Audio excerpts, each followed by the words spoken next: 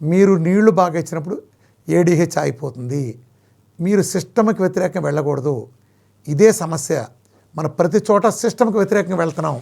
Same ఇంతే మీకు diabetes వచ్చినప్పుడు మీరు ఇచ్చే మెడికేషను ఆ మెట్ఫార్మ్ లాంటి వాటితో లివర్లో గ్లూకోనేజన్స్ ప్రాసెస్ ఆపుతుంది.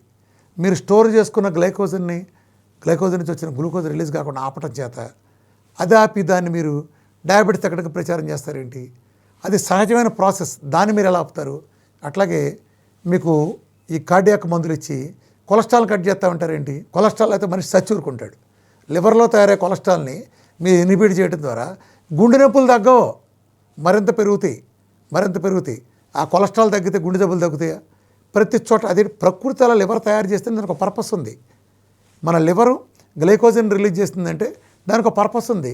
మీరు వీటిని అడ్డం పడిపోయి అలాగే సేమ్ అంతే గ్యాస్ ప్రాబ్లంలో కూడా మీకు గ్యాసు ప్రోటాన్ పంప్ ఇన్హిబిటర్లో మీరు యాసిడ్ని తక్కువ చేయటం మూలన గ్యాస్ ప్రాబ్లం మొత్తం అంటే పెద్ద వయసులలో మీరు దాన్ని ఇంకా యాసిడ్ కోసేస్తారు ప్రోటాన్ పంప్ ఇన్హిబిటర్లు ఇచ్చి. ఎక్కడ చూసినా ప్రకృతి వ్యతిరేకం.